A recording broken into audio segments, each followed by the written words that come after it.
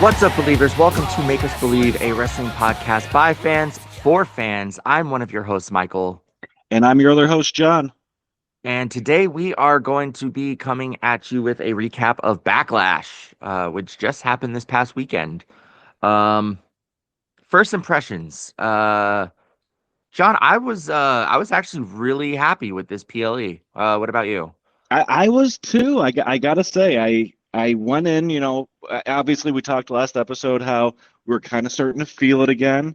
But I Mhm. still went in, kind of cautiously pessimistic, just because the last few months, as we've discussed ad nauseum, the road to WrestleMania was kind of ass. So I didn't want to get my hopes up, just to be built up to be hurt again. I was I was quite satisfied with how Backlash went.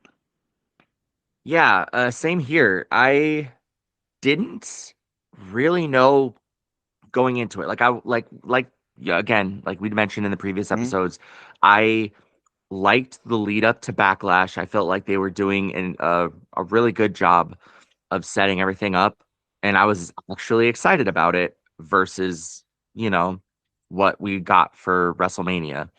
So, yeah, it was really cool to be able to kind of see what creative can do and be reminded like, oh yeah, even with a short timetable, you guys can actually build a story. Um, Yeah, yeah, I yeah, agree. It was yeah, almost like they didn't feel as much pressure, and it was fun. It felt fun again. yeah, exactly that. It felt fun again. Yeah. So yeah, let's just, I guess, kick right into it. They started us off with Seth Rollins and Braun Breaker. Um, I'm gonna I had some notes on this, and it literally wasn't. Most of these notes were not about. I'm going to throw this out there. First and foremost, most of my notes of what you're going to hear tonight have almost nothing to do with the in-ring performers or their matches, because spoiler alert, they were all really good, with the exception of Yeah. one, and it's the one that you would expect it to not be that good. Huh. Otherwise, everything I felt was a great match. But my notes are for every other like production decision around those. Um, Okay, interesting. yeah. So the first bit I got, my first note was, uh, the announcer's table is brought to you by Morgan and Morgan Law Firm. Yeah, yeah. They they That sold the ad space on top of the announcer's table. I mean, come on, guys. Yeah, it's ugly. I definitely still hate that they're being real shills for advertising. But I sadly, and I do emphasize very sadly, feel like this is something that we're probably just going to have to accept. I don't think this is going away, and it's not just WWE. I probably haven't talked about it much on the podcast, but Michael knows I'm a huge hockey fan as well, and this is something that's bothered me with hockey too. With the ads on jerseys now, ads on helmets, it never used to be that way until a few years ago, and I Mm. hate it. I hate it, and it's hard to accept, but I don't see this going. I don't see this reverting back to a cleaner look. Everything's going to be sold that can be sold. I do want to reemphasize I hate it, but as long as the product's good, I'm really going to try to make a conscious effort to just accept it. But it is awful. It's ugly, and especially because say there's a lot of pros and cons about Vince McMahon.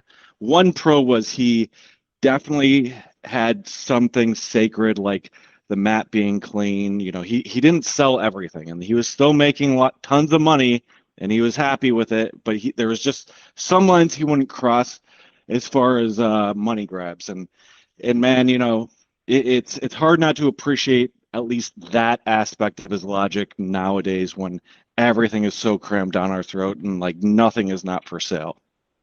Yeah, absolutely. Like I remember watching live and having them shill us WWF branded like cheap dropship merchandise back in the day. So like at like, the 98 Royal Rumble, like they would be selling that like inflatable Royal Rumble chair.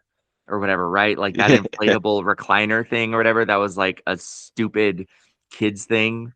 Oh yeah. That you almost like a pool toy or whatever, or like the WWE varsity jacket, or like that kind of stuff. Like they were selling the 1-800 numbers where you could call and talk to a super, all of those stupid gimmicks to try and get them a little bit more money because they were in the heat of the Monday Night Wars and getting their asses kicked.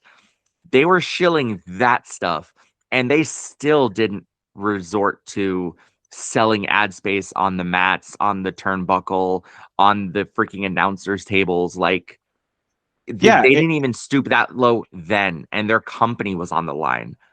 So yeah, exactly. yeah, I could deal with you trying to cram your own product, like to sell me your own product, even if it's yeah, dumb, gimmicky stuff, because it's still like your brand.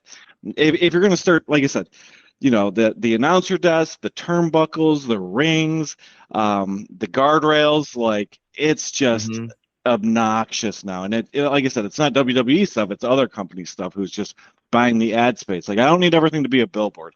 You want to sell me your action figures, your blow up dolls, your whatever. It's like yeah. I'm cool with that. Because I could just simply not buy it. Like, but yeah, there's no getting around. Like you're gonna see the ads because they're literally everywhere, and There's it does hurt. they're on I mean, it's beyond even that. It's like the crowd themselves are an ad. It's like Yeah. the Long family got a seat upgrade brought to you by the Yep. General. So we're gonna put them Yep. on TV for 30 seconds while we shill the General at you. And I'm like, you're Yep. literally using the fans themselves as Yeah. fucking billboards. And I'm wondering like how long until they start mandating that ring gear has to have ads on it. Like you said, like, Oh like man. hockey jerseys, or I'm a big baseball guy, like like Yeah. the Baseball's the same on the thing. sleeves is, yeah, they got a Motorola. I'm a Padres guy, and they got the big Motorola patch on the side of their uniform that you can't get Tigers away has from. Myers. Yeah. Same thing. Yeah. Same thing. So like you can't, like, how long until ring gear for wrestlers, which is very, very, personal and sacred in this industry, right? Like, Yeah. how long Unless you're before that Brock. stuff start? Unless you're Brock. I mean, in which case, even then, Brock got his own style, and then he got his style. That's Brock's style. Yeah, You but know, with the exception of he, Brock and Jimmy Jones, you've never seen yeah, it. But damn it, exactly. like if I had to place a bet on it, I'd bet the mortgage you're going to be seeing them on some attire here soon, soon, Yeah, like within the next year. And I fucking hate it. I I really hate do it hate it. too. Yeah, like it was Because I'm one like, thing for how long? Brock It's because like for some reason with Brock, like you could kind of accept it because he was just coming back from UFC where they yeah, obviously do that. It's just a known and accepted thing that's been like that since day one. It's like that with boxing too. Fighters wear brands on their gear. I'm not saying that's good or bad. It's just that's commonplace in those sports. So he's yeah, coming back from a sport where that's commonplace. You could kind of accept it like, well, maybe he still has a deal with them. So his deal with WWE, maybe he negotiated like, well, I still have this deal with Jimmy John's. I'll come back as long as you let me throw Jimmy John's on my ass. And they're like, whatever, So like that was a little yeah, bit more acceptable. But yeah, like once we start seeing Seth do it, it's gonna hurt. It's gonna hurt. yeah, man. And it's like, what are we just gonna like? We're gonna sell ad space on underneath EST when Bianca comes back, like underneath the EST on her ass, it's gonna have Yeah. Morgan and Morgan. Like Oh what yeah. how far are we gonna go with this? Like it, it's asinine, and I hate to be possibly giving them any ideas, but I'm only saying it because I know that they've absolutely already floated this out and probably have a litany of designs and sponsors and approved ring gear and all that other crap like they did for the UFC and Reebok and all that. So Right. And it's already in the works. I can already imagine that it's in the works. So it's not like I'm giving them new ideas. no, it has to be because there's literally nothing else to sell now. Like that's the only thing you haven't tapped. And again, boxing and UFC does it. So there's no Yeah. world where this isn't being floated currently or previously. Like, I just feel like it's a matter of time. And like I said, I hate it. I'm not endorsing it. Mhm. 100% hate it. But yeah, if I 100%. had a bet, it's gonna happen. Yeah, and I'm wondering like why are we stopping at the announcer table just over covering shell thing on the top of it? Why aren't we selling the top of the table ad space? So Yeah, Michael right. Cole has to write, take his notes while staring at a giant general sticker, Right, right right. I there mean, on the we've thing. So already then done it. you get that nice spot on it, like before somebody crashes through or whatever. That's a premium spot. You can get some Yep. good money out of that. They're already doing it with the Slim Jim tables. I was just about to say that. Maybe they're Ah, see, there we go. negotiating Slim Jim to upgrade to the announce tables now too. It's not just the normal like banquet tables. Now they're like, hey, a little Hmm. extra money, we'll give you this table too. Yep. Yeah, like I said, we were saying this like semi in jest, but like really like there's a very realistic possibility that this is exactly what's happening. Yeah, absolutely. And that's what sucks. And I Yep. never in my life thought that I was going to be watching wrestling as wrestling and then fast forward, like 30 years or something like that, and I'm watching wrestling as brought to you by the UFC.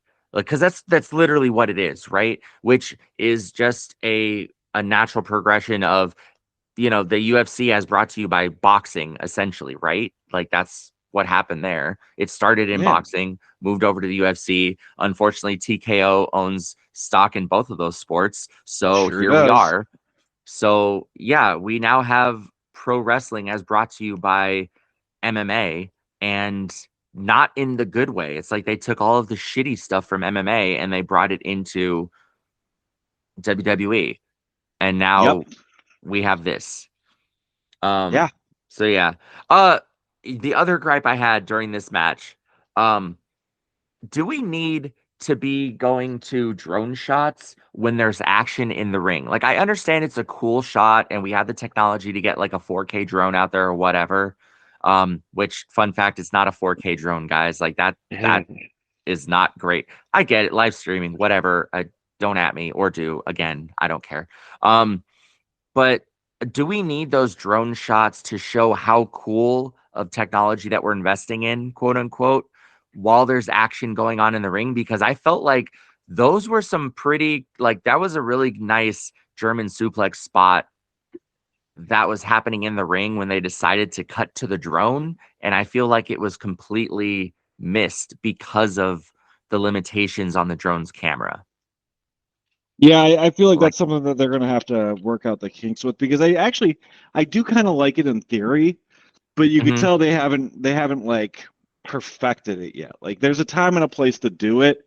You yeah, can't be missing like primo spots on the match because at the end of no, the day, like wrestling's about the story and the match, right? Those are the two main things. hmm, Like yep, there's obviously a lot of pageantry that comes with it, but you don't want to miss out on one of your key components of what makes pro wrestling.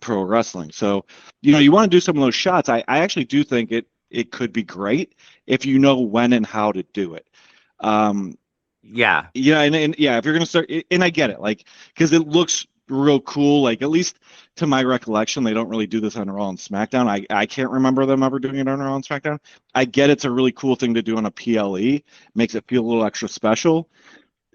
They got to figure it out. Like you can't, you got to do it right. Like it could be awesome. I think you don't want to do it too much, but you definitely want to do it at the right time. And see, here I'm thinking like because they were doing it. They were doing it on Raw because when Were they they? started going in for Netflix. Yeah. Like the first Oh, year of Netflix, the drone footage was excessive, especially in the oh, first few months. It was like I must have just overkill blocked it on out of that. my mind. Yeah. It was so bad. And then they like, I guess they got feedback or they actually started watching their own shows and saw that it was like really, it was interrupting matches. And it was like, it was, it, it was making a disjointed feeling and just really not giving a great user or viewer experience. So they started cutting back on it and only, kind of using it for those wide shots when they're doing where they are or, you know, showing how full the house is or something like that. They stopped doing it so much during matches and more during like, oh, here's an intro or, their entrance or something. I mean, Yeah. hell, even Logan Paul, has used the drone as part of his entrance. And while admittedly, like in the match, like I think he did a moonsault while he was holding one or something. Remember, like Yeah, oh yeah, but that a was couple awesome. years ago or Like something. what? Yeah, Yeah, he's done it twice to my recollection during an entrance, and it's usually at a big, it's usually at a PLE, I believe. But when he yeah, does that, I do actually think that that's one of the coolest entrances. Like when he does it, and then he like by the time he gets to the ring, it flies back in his hand. Like honestly, I love when he does it. I'll say that. yeah. It is cool. It is a really cool effect and a really like awesome way to be able to to have that entrance and stuff. It's almost like when like like the first time you have Tyler Breeze, you see Tyler Breeze and he's live streaming on on his selfie stick. It's pretty cool. Yeah. Like you hadn't seen anything like that up to that point. Yeah, So, because you could uh, go on social media and see him doing it live, like for real. It's not just like yeah, a little fake thing. So yeah, I agree. Like if you could figure out how to do it right, it's awesome. If you're just doing yeah, it for the sake of having the capability of doing it, that's when it gets a little like, okay, what the fuck is this? yeah, exactly.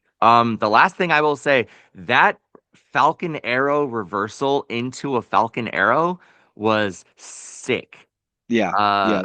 It that was a that great was just match. it was a great match. I really Couple have no minor notes on that. botches, Like I just a but couple, nothing, but nothing to like really hang on to. no, no, Like not at yeah, all.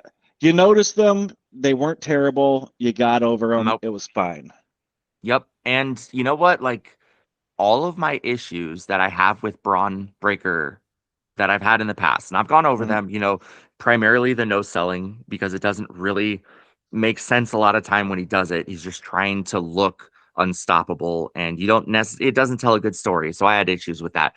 I didn't see that in this match. It was a No. lot of really good timing and back and forth, a lot of really realistic acting on his part. He was Yeah, selling really well. Like I was just really enthralled with this match. So hats off both guys. I was over the moon with this. I literally didn't know what to expect when coming in. I figured it would be okay. I didn't know it would be this good. So, uh, all that, Braun Breaker does come away with the win, but damn, it was a great match. yeah. I mean, I don't have much to add to that. I mean, you got Braun Breaker, who he's got a ton of potential. He's making improvements almost every time you see him. He's definitely doing all the right things. And then you got Seth, who he's as good of a wrestler as you could ask to have. I mean, I can't recall a bad Seth Rollins match. He's just a guy who you you go check it out and like it doesn't matter. Like you could put him in the ring with anybody, and you're going to be like, "Wow, that was a good match." Yeah, 100%.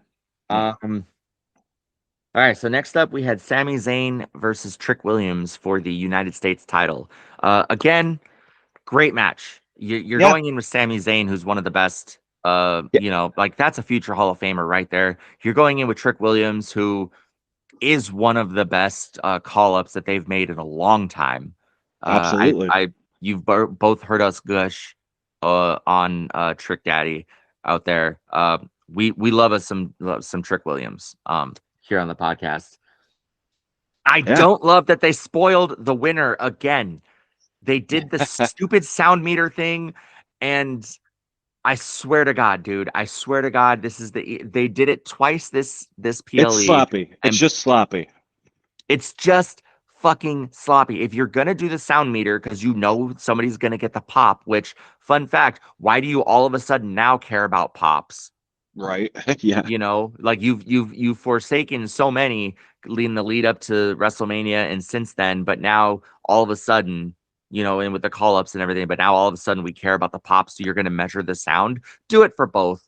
Do it for both. So us at home who have, an iota of, sense and know what's going on, don't know who's still going to win, dude. When you only do it for one, we know who's going to win. Come on, yeah, guys.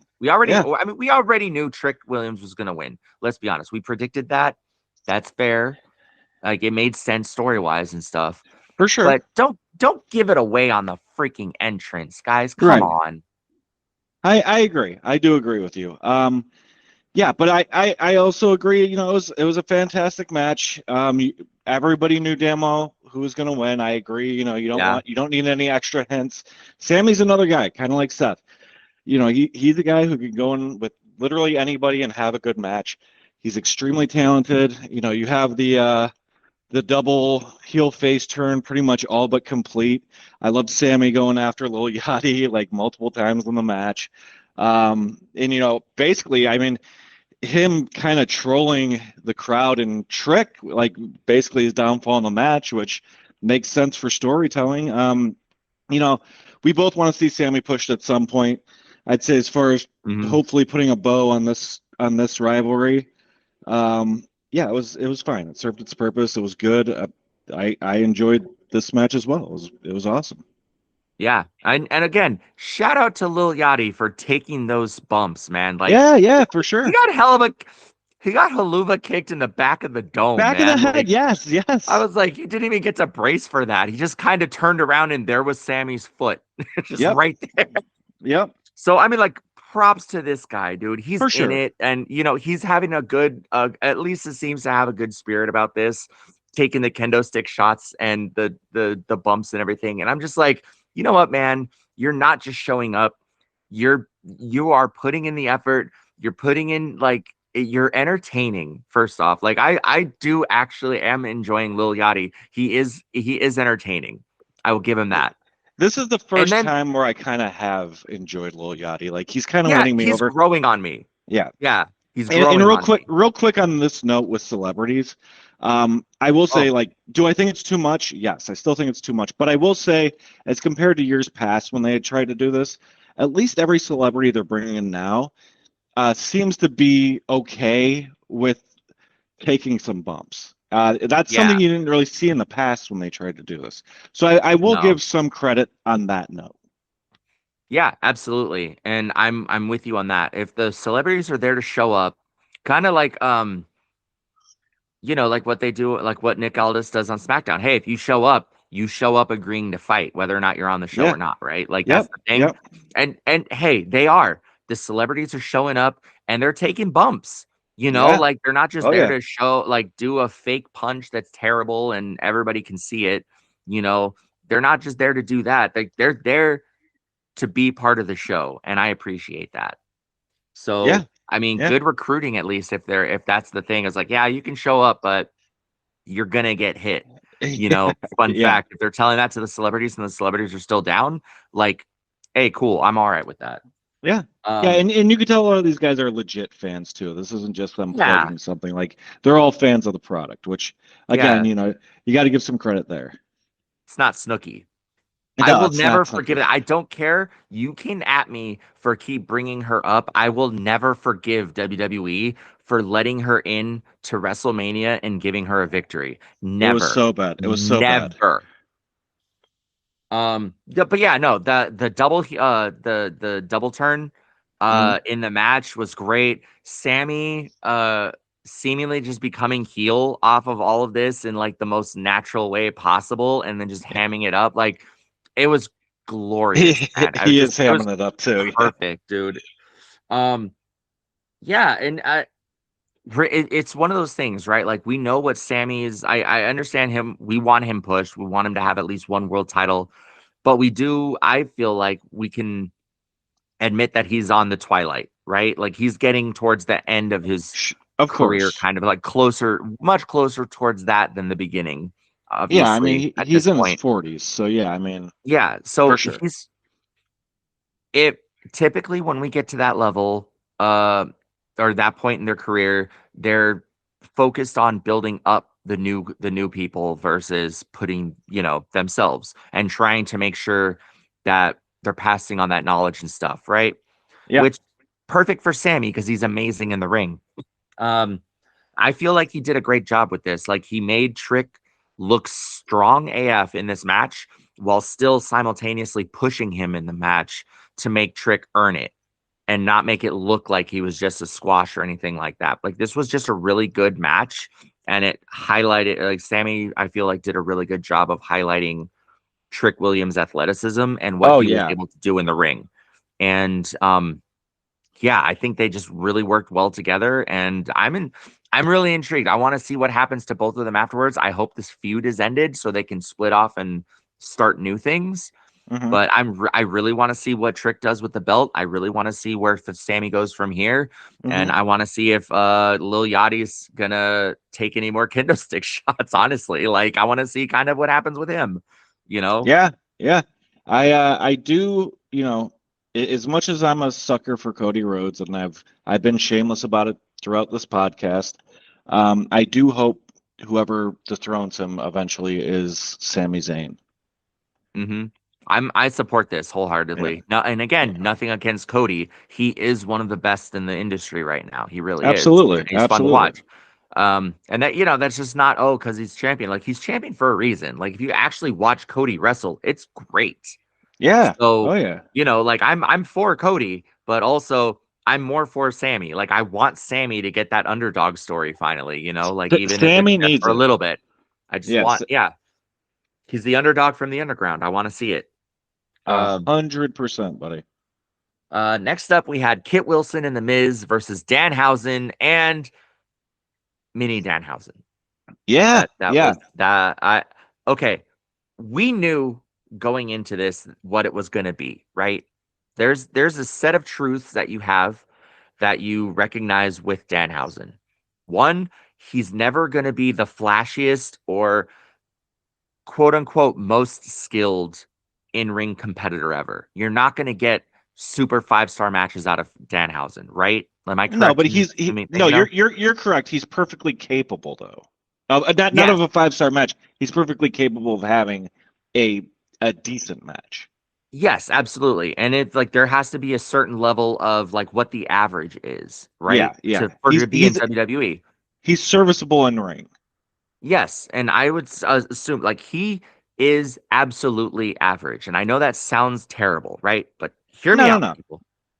He is absolutely average, but he doesn't need to be anything but average be Correct. in the ring because he is so above and beyond outside of the ring. Like you don't need him to be amazing in the ring to still have him have the ability to get over with the fans as big as he is right now, obviously, right? He's Hmm. had what, two, maybe three matches so far? And Yeah. already, like, he's one of the leaders in the merchandise sales. Like the dude is making money for the company, he's making money for himself. And it's literally because he's doing, you know, 45-second vignettes in the backstage. Like, fantastic. I love Danhausen and I'm here for it. Absolutely. Just 100%, right? Yeah. I I do feel like this was a little bit of a wasted opportunity because you could have had somebody return, right? Or something happen with that, maybe introduce a little fun with it. Not saying it's a long-term story but line with it, but it could have been a little fun or something. Like, we mentioned like CM Punk or something, Yeah. just a little one-off that would have been a little cheeky fun, whatever. And we didn't get that. We got Minihausen, which, dude, not mad at Minihausen. Don't get me No, no, wrong. no, not at all. Uh, it was just, it really went into the kitsch side of wrestling, right? Um, with just that fun storytelling, obviously fake, way more cartoony aspect. Especially it was like, oh, we cloned the mini housing into a bunch of mini housings that are now somehow legally allowed to attack Kit and the Miz, even though they're outside. I don't know. I'm Yeah. trying to logic it, and I shouldn't. I just shouldn't. Yeah. Um, this was the one match, right? There always has to be one match that's just not good or not great. This one was average and it was fun. I will say it was fun. It was fun to watch. It was just there for comedy and kitsch. Um, yeah, that's it. I wasn't expecting a whole lot, and I really wasn't disappointed because it was absolutely what I expected it to be. Yeah, I Um, get you. I'm with you. So I'm with you to a certain extent, I should say. I think my biggest gripe with this match is mostly just that um WWE kind of has a problem, and it's been more so, I guess, with Danhausen the last two times. But mhm. when you're making like a big announcement or you're teasing somebody like coming in, um, we're all gonna get our hopes up about something, and we're all gonna speculate oh, it's going to be this, it's going to be that, it's going to be something, kind of I mean, groundbreaking. So we went when right to CM Punk, yeah, yeah, I you mean, know? yeah, and I actually thought there was a decent chance of that. The problem is, yeah, when you do that, you're gonna inevitably have fans get their hopes up. I didn't really have any issue with him bringing out, the little people, and I thought that that was great. I thought it worked, but just say like he's cloning, like he's trying to clone him. Like, just spin it in a way where we're not speculating a bigger star, because it's just going to be a letdown when we see it initially. The match itself worked for me. I thought it was fun. I thought there were some really good spots on there. I thought it did everything you want to do. You weren't expecting a 5-star match like you've alluded to. Um, Mhm. so I thought everything was fun. My only gripe is that, yeah, if you were just going to bring out, a little person to be his tag partner, who absolutely did a fantastic job on the ring. Dude was Um, skilled, man. yeah, absolutely. So I mean, like, it was good, but it was going to be a letdown when you're like, he's got a mystery partner. Who could it be? It could be Yeah. anybody. Then yeah, then we're gonna be thinking like, CM Punk, The Rock, Elton. Like, it's going to be somebody who's going to be like really intriguing, and it wasn't that. But once the match got going, I was able to buy in. So I did Yeah. like this match. I think that if he would have spent more time with like, hey, the bit is that we're gonna have you quote unquote clone yourself and it's gonna go wrong. I feel like they could have spent, yeah, a week or two building up to that, like, hey, look, he had a cloning machine, quote unquote, flown in or something, and he's trying to tweak it so he can, because he hasn't been able to find anybody. So who's a better tag team partner for Danhausen than Danhausen, Yeah, kind of right, thing. right. So then, I and then that happens, and then, oh no, it malfunctions, and now you get a mini Hausen. And I would have been okay with that because it totally buys into Danhausen as a character, right? Like it super would have worked in that realm. The fact that they left out that little bit and just went right to cloning machine, I agree with you. Like, if they would have built up to it, it would have made sense. Having it done right there, it felt really just weird. It did feel weird. yeah. But I And did like how I he kind of acknowledged it, where he was like, "Oh shit," as soon as he saw what it was. Like, that Yeah, was that yeah. was funny.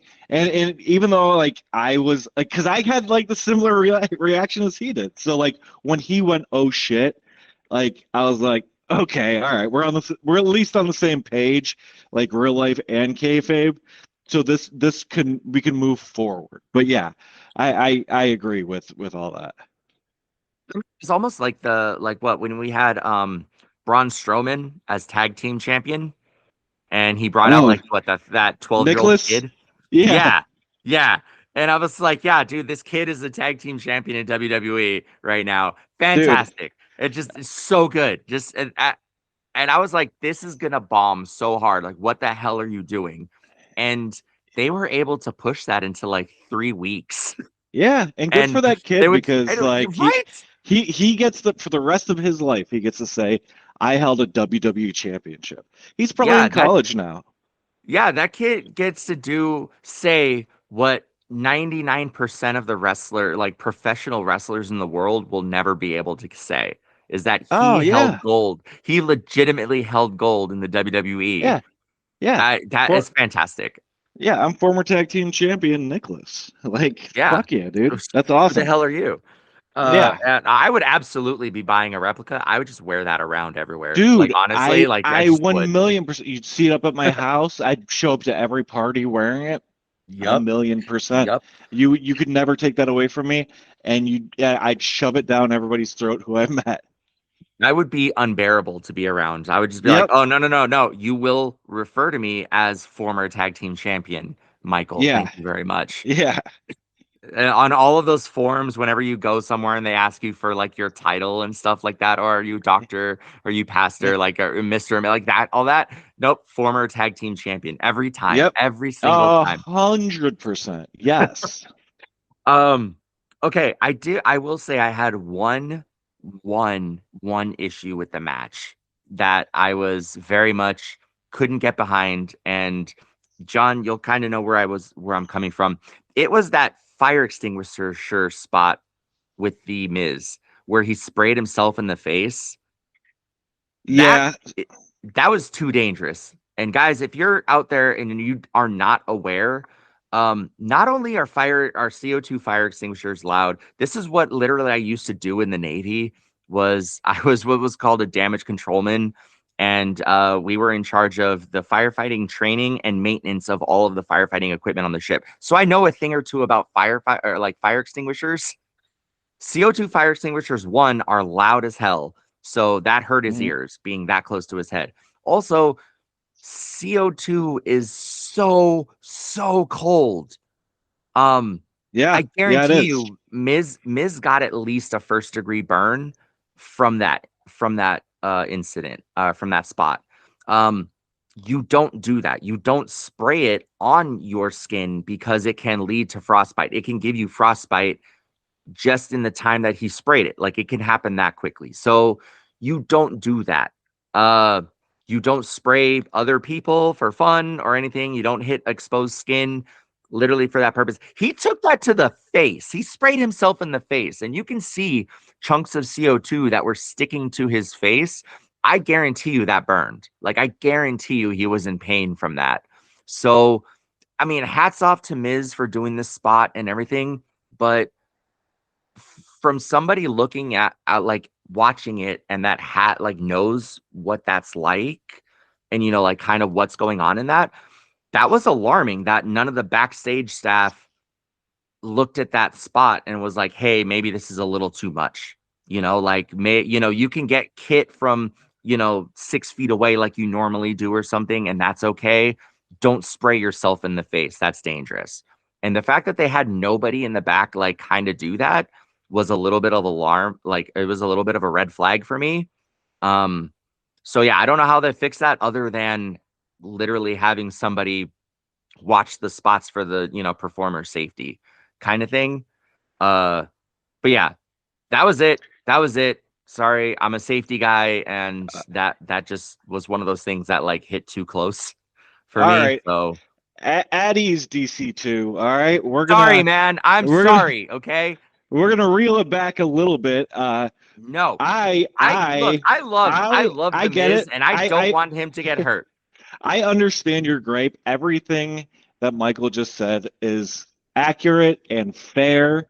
Um, but guess what? These guys are making a lot of money, and I don't care. So, like Miz is still cursed. Like that was a very cursed move. Um, I think it did look like real CO2 to me. Maybe it wasn't, but it did look like it. Um, but I thought it was a cool spot. I enjoyed it. But Was I understand your gripe, and I acknowledge that if anybody's going to have an issue with it, it's going to be the DC types. But I I loved it. appreciate that. I I I did enjoy it. I'm not I'm not mad at it other than where I'm mad at it, if that makes any Yeah, sense. yeah, I You get, know, I get, I visually understand it where you're was coming great. from. Storyline, it was great. It fits into the curse theme and stuff like that. I just don't want to see these guys get hurt because I want to be able to watch them next week and week and week and week, right? Like I don't want them to get hurt because of one spot and then not be on TV for a while or something because he has to wait for his face peel to finish, kind of thing, to heal his face up again. Yeah, Um, yeah. all right. So moving on from that PSA and all that other stuff. Mhm. We had Io Sky versus Asuka. Yeah. Um, Oh, this was a great match. No, I have no notes. I literally, my notes on this are no notes, great pacing, great storytelling, great match. Like Yeah, it started off slow, but it was like it almost felt like a quintessential like Japanese style match. It starts off slow. You have a little bit of the kitsch in there throughout and stuff, but you had your big spots, you had your small spots, you had your technical wrestling, you had some strong style in there. The storytelling in the match was so good. The pacing was so good. Like everything just made sense. So, yeah, just like hats off to them both. Like it was just they were fantastic. for sure. This was my personal match of the night. I thought it was phenomenal. I was very invested. It's a shame that we couldn't get the proper story ending with Kairi Sane there, but Yeah. whatever. It is what it is. Phenomenal match. My only question is Asuka retiring? Because it kind I of don't seemed to hint towards that. right? It kind of did. And I'm like, well, where's Gunther then? Yeah, yeah, Because exactly, exactly. I'm Um, joking. I'm joking, guys. I'm joking. yeah, I But know, of but course, but yeah, realistically, yeah, like she could be. I don't know if she is or if this was just like an emotional culmination moment kind of thing. And I so mean, to but where do me, you really yeah, go? Like you've been building this story for like 6+ months at this point, right? yeah, Like it's been going on a while and building to this point for a very long time, and that whole time.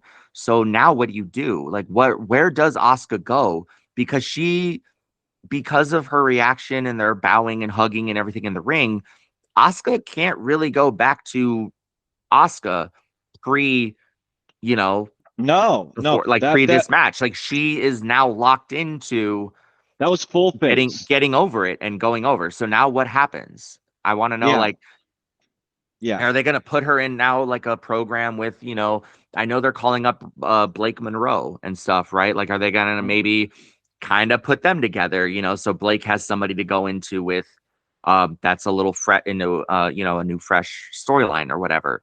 Um is she trying to start another tag team? Like what? Like I have no idea where she goes from here.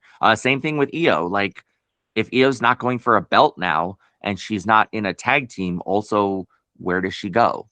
So I yeah, don't know. yeah, and that is what confused me because obviously Asuka's been full heel for a while. So here's Yeah. my thing: it's like when they hugged at the end, that was the first thing that Hmm. popped in my head was, is she retiring? Like, is it like this is a little bit too blunt. This is a little bit too friendly. Like, I was waiting for her to turn. yeah, it exceeds what her character right now is. And usually when they do something like that, there's more going on behind the scenes. And then you Yeah. saw like, yeah, and I know you're not big on social media, but a lot of people were like wrestlers and stuff were saying like really good things about Asuka. So like it kind of makes me think maybe she's retiring or taking some time away now.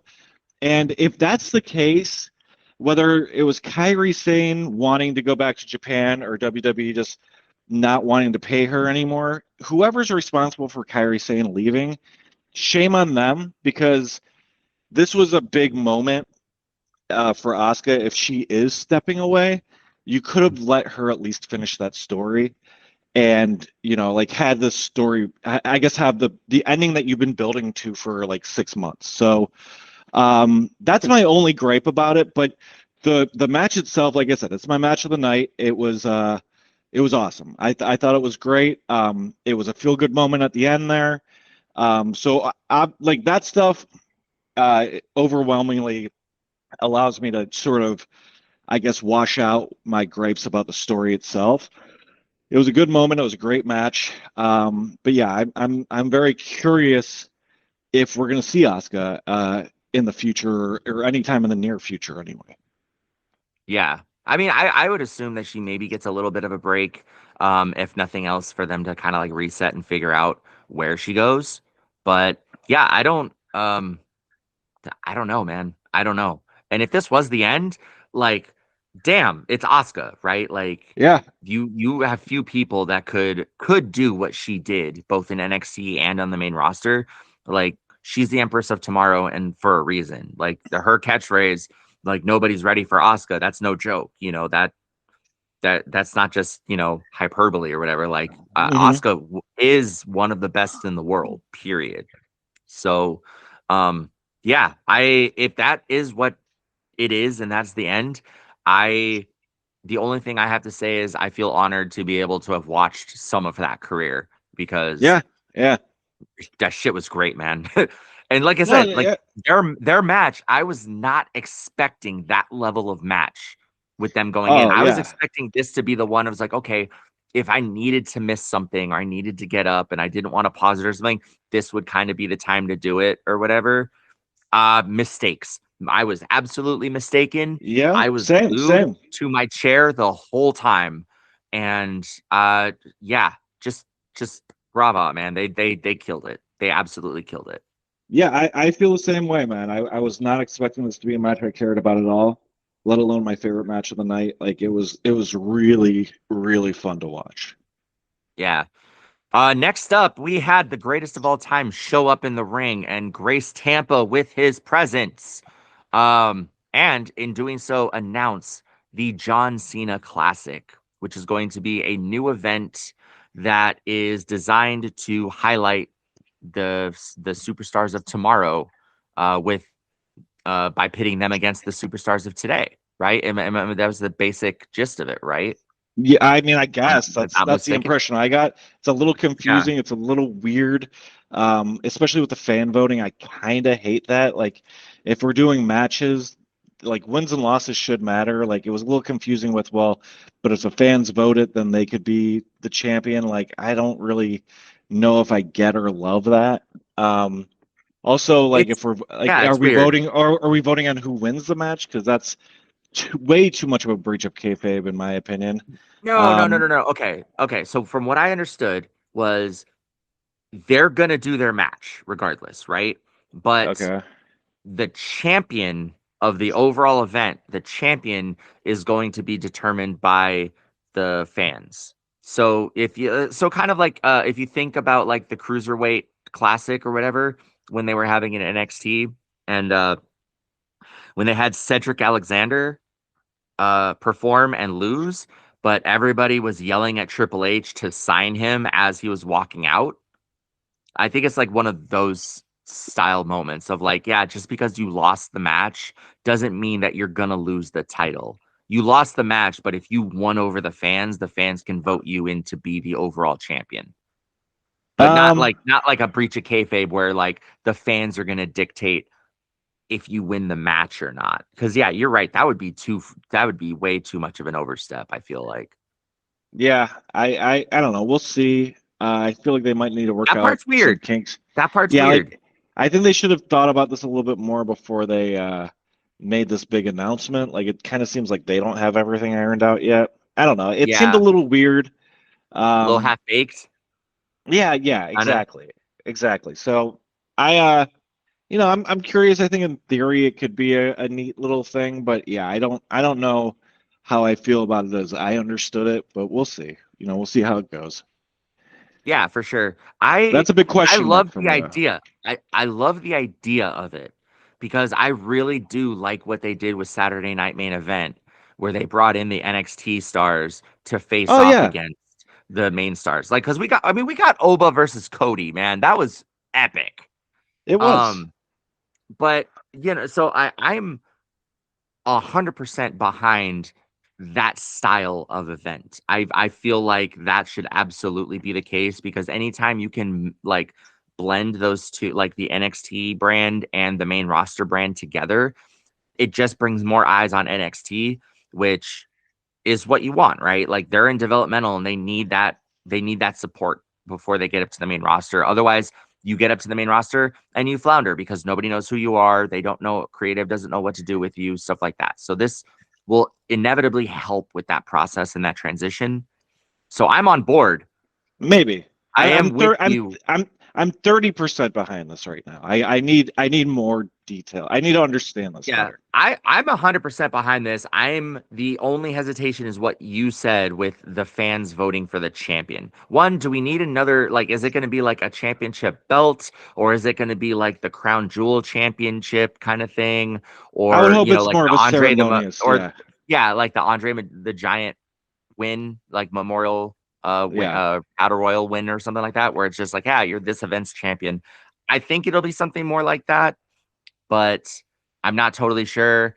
And the fan voting is a little weird, but overall, the concept of it, like the current versus tomorrow's new, I'm for that, 100%.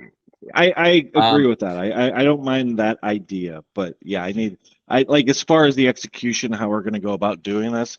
That's what I kind of need to understand more. It's like because this a good idea could be ruined by the execution of it. So that's my concern. no, that's a valid concern. I feel like that's absolutely valid. Um, our next segment that I'm going to like, we have two more, and then that's it. But this next one goes back to the egregious ad sales. Yeah. It was where they cut to Michael Cole and Wade Barrett so they could chug a can of mug root beer. And they had Oh to yeah. chug the can of mug root beer while somebody Ugh. danced with a bulldog mascot head behind them. It's This shameless. Shameless.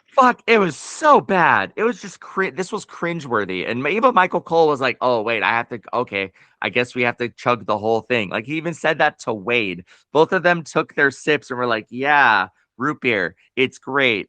And they're like, "Oh no, we actually have to finish it." Oh, okay. You could tell they were getting told by that in their headsets.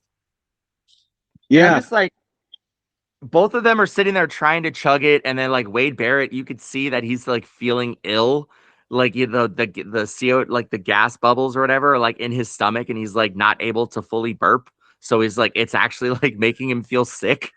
Pop's a hard thing to And I'm just chug. like, right, like though I think Lacroix would have been the only worst thing, Yeah, like probably. something like that. But I'm like, okay, this it, selling off the table space as ad space is one thing, but cutting away for a couple minutes and forcing your two commentators to go on camera and chug a can of soda while somebody dances with a mascot head behind them in frame is just fucking ridiculous.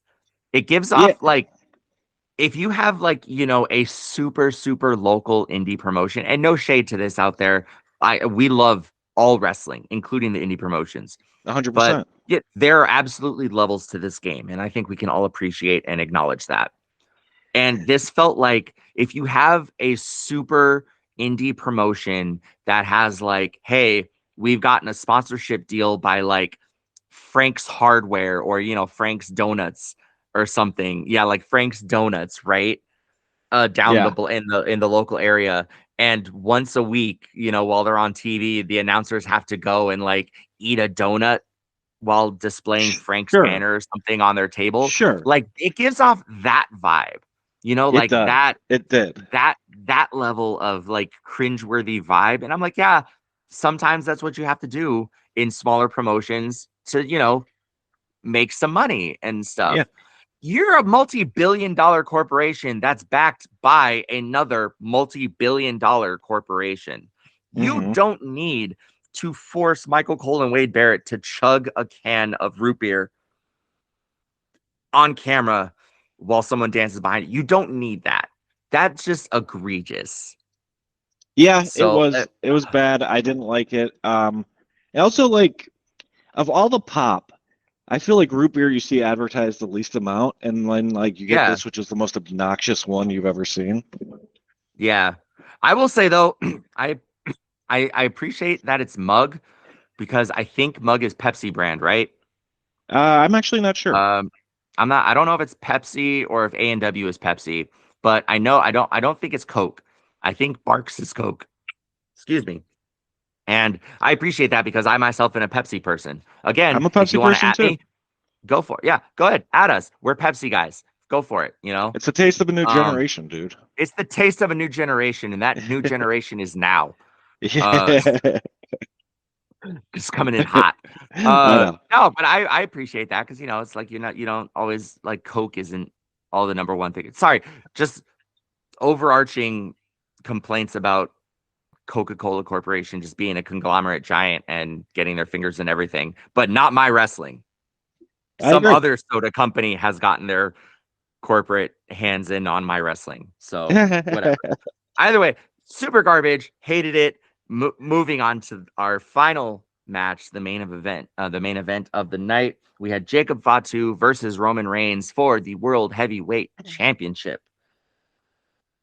Yeah, so Again with I'll the say damn spoiler with the fucking noise meter. yeah, yeah, yep. I knew it was Pissed. coming. But Pissed. yeah, no, and totally fair. I will say I was surprised because I was heavily predicting. Sorry, I accidentally muted myself there. We were Otherwise, heavily predicting shenanigans, and the shenanigans did not come. No. It was a pretty straightforward match. A lot of, for lack of a better term, ruthless aggression from Jacob. Hmm. We knew we were pretty confident he wasn't going to win, but this actually checked all the boxes for me. I thought it was a really fun match. I enjoyed this too, man. Like not a lot I could say about it. Like I said, I liked it. For going so long with tons of gripes and bitches, like I don't have a ton from this pay-per-view. Like I thought it was good. I thought the aftermath of him going nuts, that's fair storyline continuation. Yeah. I was okay with everything. How'd you feel about it? They Okay, so this is the bloodline that I want. This is the one. This is the OTC that I want.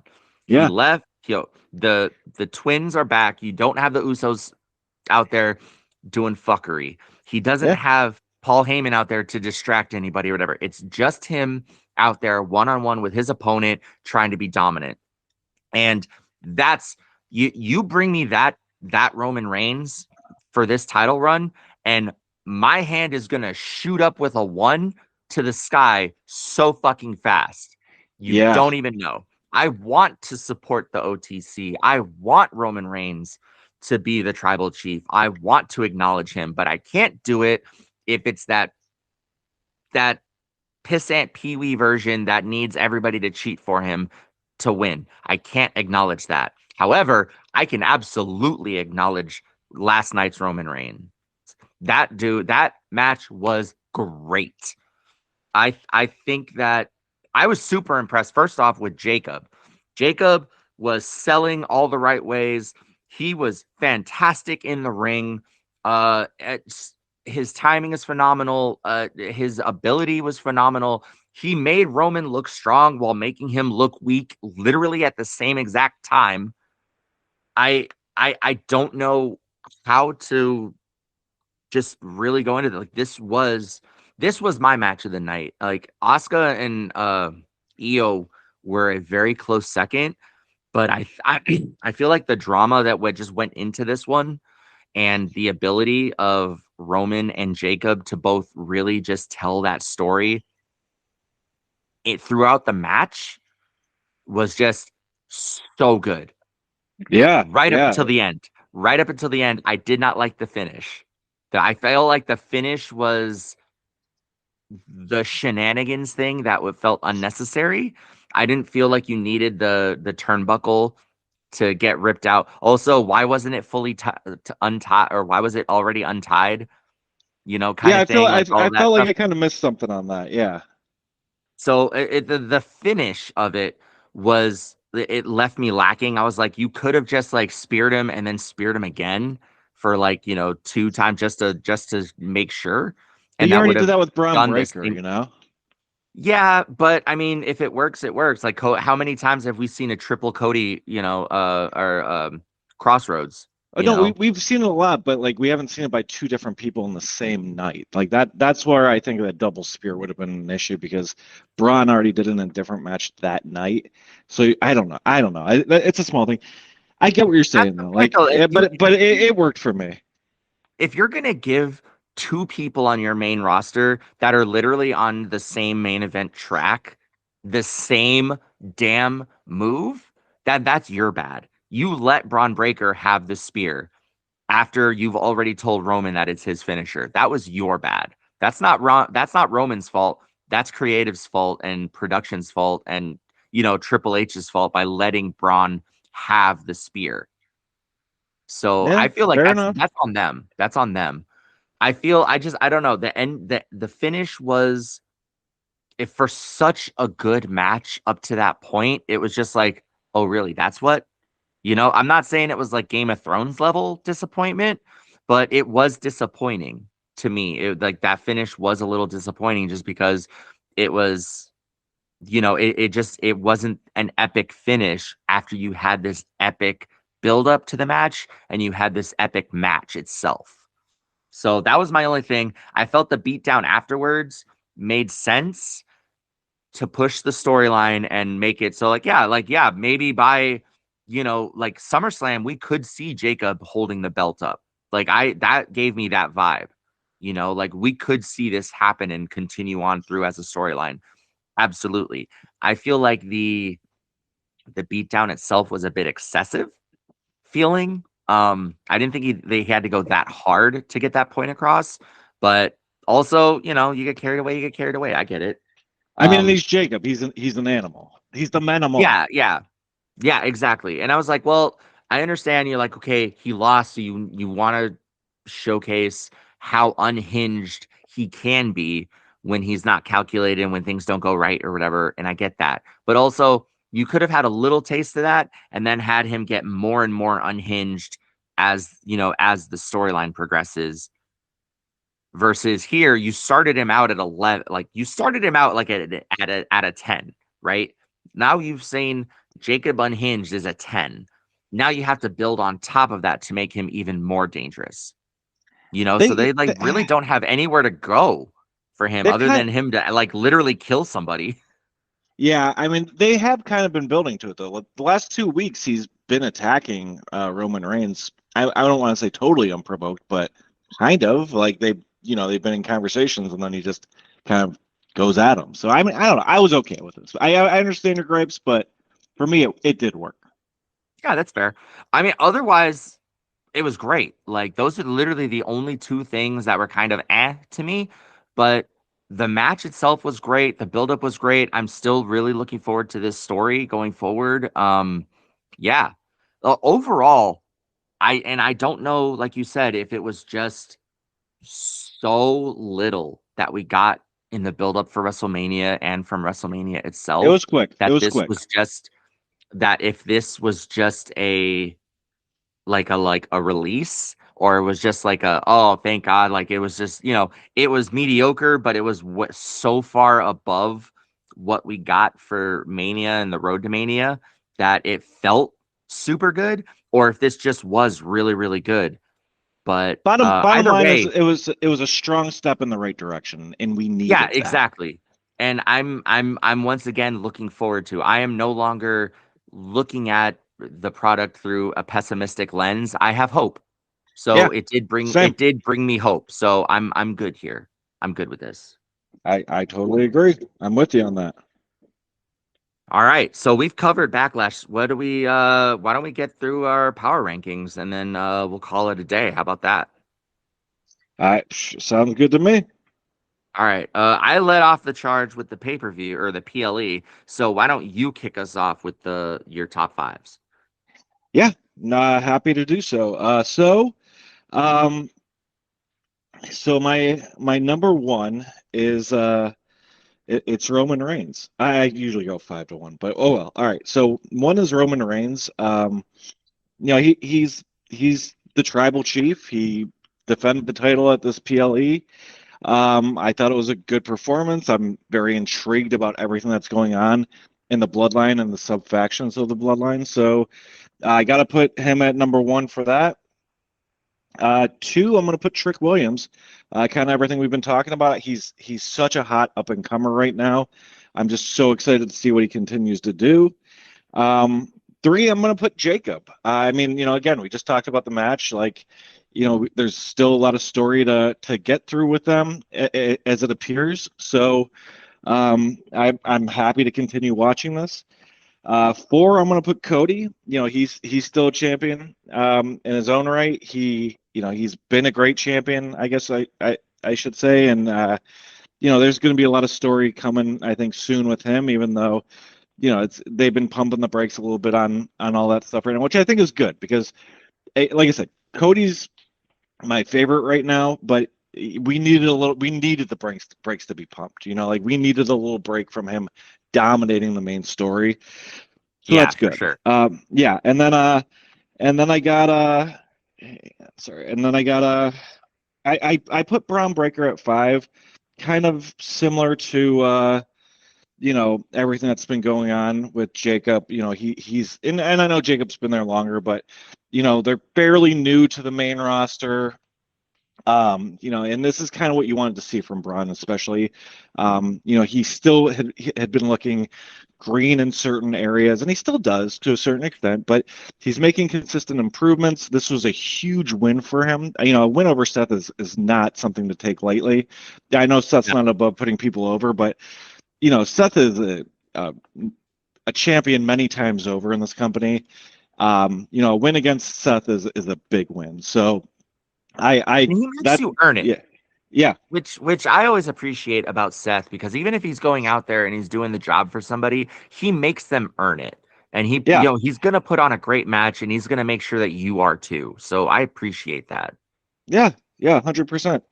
Um, so for the women, I put Io Sky as number one. And again, this is a little bit fresh off the PLE, so I'm kind of just going off of that. There wasn't a lot of different areas of women focus on the PLE, so I am going to give Io credit. She, like I said, match of the night, um, big win, emotional ending. I could almost guarantee she won't be in this number one spot for very long, just depending on how they continue with her character. But this is a well-earned thing. She's had a long story with Asuka building up to this. They kind of got snubbed on WrestleMania, and then they stole the show on this PLE. So I'm going to give her flowers on this one and give her number one. Um, Nice. yep, number two, I got Becky Lynch. Like I said, overall, she is the key player in the women's division right now. She has been for a while. Yeah. We've talked about this on previous episodes. Even me, being a hater for a while, she's won me back. There's nobody more important to this division right now than Becky. And I don't know if that's good or bad, but it speaks to how good she is because after taking a long time off with her kid, kind of having up and downs with her character over the years, like kudos to her. She's killing it. Three, I got Liv Morgan. She's basically running the Judgment Day faction right now. She's the champ. She's doing great things. And also, there's a lot of stuff brewing kind of within the bloodline that makes me curious where they're going to go with it. But yeah, I mean, right now she's the central character in a faction that's been going on for a very long time, has had some turnover. So she's a very important player right now, in my opinion. Um, Four, I'm gonna go Rhea Ripley. I'm very stale on her character, but she has been, again, a very important player lately. I think that she deserves a spot on the list. And then five, I kind of struggled with five, so I'll say I put JC Jane at five because I think that she was awesome in NXT.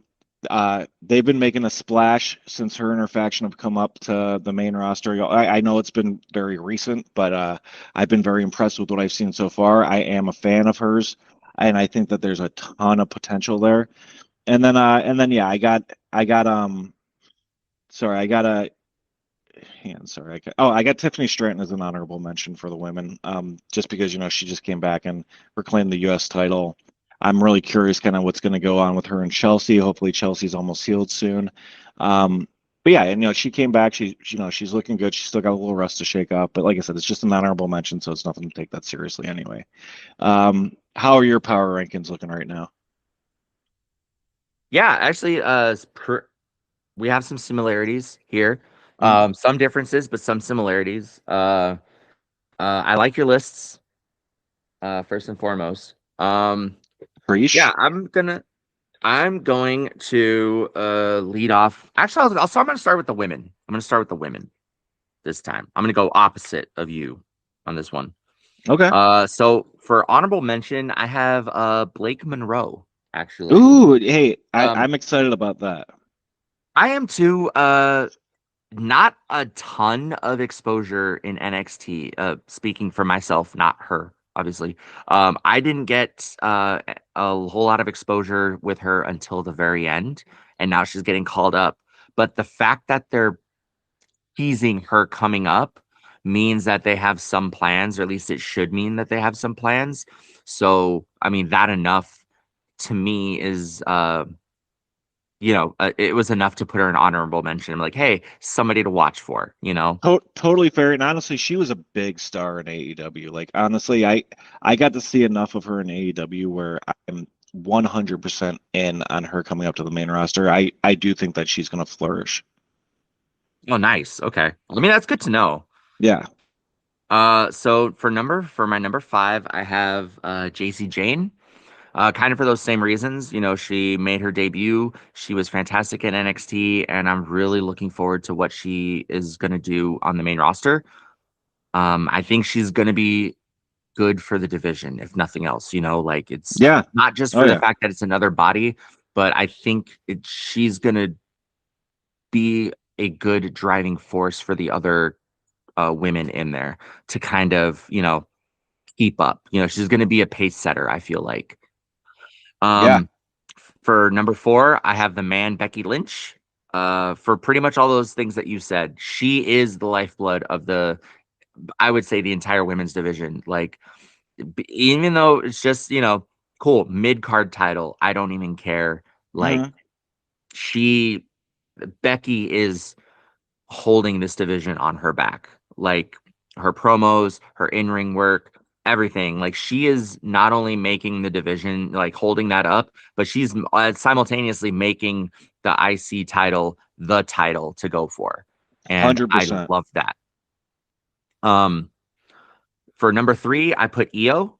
I couldn't after that match. Like she needed to be on the list in the top three for if nothing else. Um, So she got the number three spot for that Mhm. one. Number two, I put Sol Ruka. It just seems like they're putting a lot of stock behind her. So I think that they're going to do some really good stuff with her coming forward. So I'm interested to see what happens there. And for number one, I put Rhea down. Not because she's champion, because you'll notice that I didn't have Liv on that list, Mhm. but because of the fact that Rhea is they're moving her from to a whole new different brand, right? They moved her to SmackDown. Um, so I feel like they feel that SmackDown needs more than obviously she needs SmackDown because she's Rhea Bloody Ripley. Like, let's be honest here. Yeah. Yeah. And I think that that move says enough to me personally that it's like, yeah, like Rhea Ripley's here because she needs to be here. This women's division is hurting a little bit. You need Rhea. And she said she's going to be a fighting champion. So we're going to get more of that title being defended, which we didn't get with Jade. And I think it's going to turn out well. So I'm, just kind of have her in that number one spot for those reasons. Hey, that's fair enough, man. No issue with that. For the men, my honorable mention goes to the future Hall of Famer, Blimp owner, and Slammy Award possessor, Mr. Mhm. Danhausen. Ooh, Uh, I like it. he's not getting off of my list, I think, anytime soon. If he's not in honorable mention, he's going to He's be an in the top five. I just feel like there's almost should be just a separate category of just Danhausen. Like it just should be. Him and R-Truth just should just always be on a list somewhere, I feel like. Um Yeah, I'd put him on my honorable mention. Sorry, I got the dogs going off right now. no worries, no worries. Yeah, he's just so good and he's so much fun and he brings this comic relief that, you don't know that you need until you get it and you're like, "Oh yeah, I absolutely need that." So, I'm here for it. Yeah, Number I'm all 5. about Danhausen right now. Yeah. For number five, I have Braun Breaker. Coming back, he still looks strong. I think there's a little bit of ring rust that needs to be bumped off, but overall, he hasn't really missed a step. At least not stuff that's super egregious. And yeah, like I said, like he came back better as far as his selling, his mic work, his storytelling. Like I feel like those all improved while he was gone. He stayed in great shape, and yeah, with that win over Seth, it puts him on the list for sure. Absolutely. For number four, I have Trick Williams. Uh, he went out there, he whooped that trick, like what are you Whoop gonna that do? trick. Like Yeah, he's the United States champion and he looks fantastic in the ring, out the ring. Like the dude is just he's money. And I'm really excited to see what happens with him. I'm really, really excited when he inevitably joins the main event picture and gets a world title because that's going to happen somewhere down the road. yep, yep. Uh, Not if one. number, yeah, exactly. Number three, Obafemi. The fact that WWE has declared you big enough that you get your own open challenge every Yeah, week yeah. is It's a big kind of deal. a step. It's a big deal. And that's only mere months after getting called up to the main roster. Like that's huge. So I had to put him at number three. It's not in a huge storyline anywhere, so I can't go higher than that. But I figured that was I a I safe think spot it for is. him. I think that's totally fair. Now these next two are almost interchangeable, but I put them in this realm or in this order just because this is what I felt and what I saw. But number two, I have Roman Reigns. Um, he is, he's the OTC, he's the world Mhm. champion, or he's the world heavyweight champion, and he killed it in that main event. Like 100%. it's he's been great. He's been great, and I really enjoy where this storyline is going. So I had to put him in there. And number one, Jacob. Not only is he getting that main event shine right now, and he's in those like this bomb ass storyline, but he's making it work. His mic work has been great. His storytelling has been great. His vignettes, the promos, everything has been fantastic. His in ring stuff has been fantastic. It's just been, and the fact that they're doing it with him shows that they're giving him some stock here. They have some stock in Jacob and they want to push Jacob to that next level. Even if he doesn't get a belt right now, you get to see that he is more than capable of swimming in the deep end. Yeah, Even if you're he's not going very to give him, capable. yeah, if you're not going to give him the belt right now, that's fine. I understand that. But down the road, he is somebody you could give it to. So that's Yeah, fantastic. a main event at a PLE title match against the OTC is a very strong nod of approval. I couldn't agree Mhm. with that assessment more. Yeah. So that's what I have. That's what I got. Yeah, good list. Good list. Awesome. Thank you. Uh, yeah, so we have nothing left to do other than to sit back, watch, and wait for the next PLE. But in the meantime, that gives us the opportunity to sit back and see what creative has in store for us as far as storylines go, because they're going to be building up new storylines, uh, building up on the existing storylines that are going to bleed into the next PLE. We're going to have some call ups that happen in the next couple of weeks. Um, and yeah, I think it's gonna be a really exciting time. We're in the summer. We're moving into summer. Mhm. SummerSlam's gonna be here before we know it.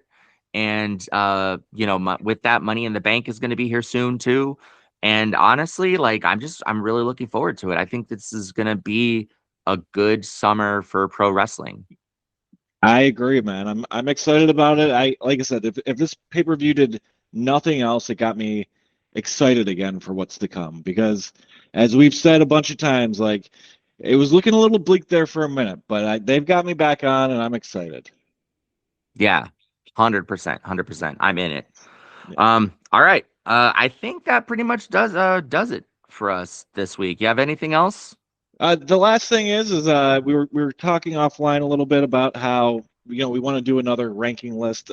So next week, stay tuned. We're going to do a our top five tag teams.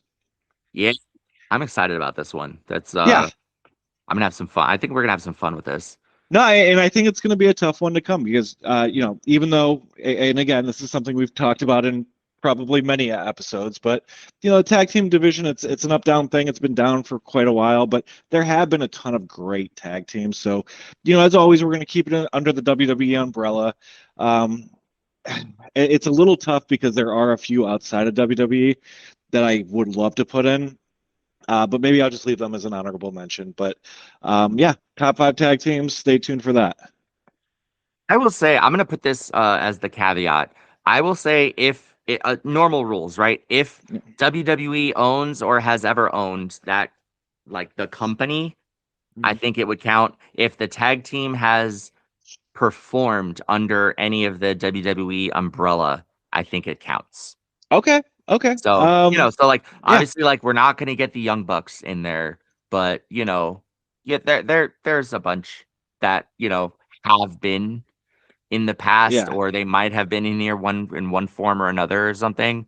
Um, so yeah, I would say yeah, if they have ever fallen under the WWE umbrella in their tag career, then I think it counts.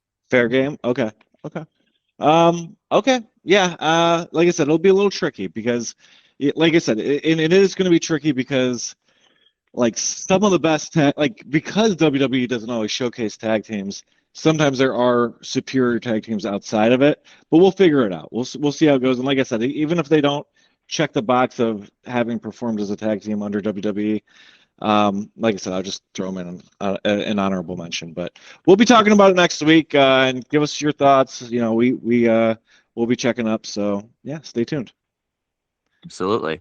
All right, everyone. So, for everybody here at Make Us Believe, which is literally the next two voices that you're about to hear, I'm Michael. And I'm John. Don't stop believing, guys.